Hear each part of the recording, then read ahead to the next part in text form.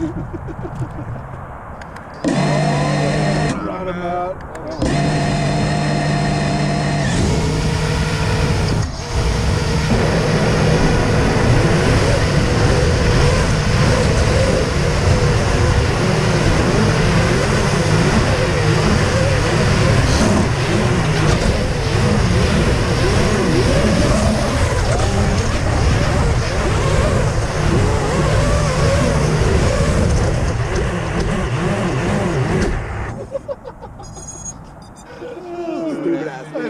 Stupid ass shit.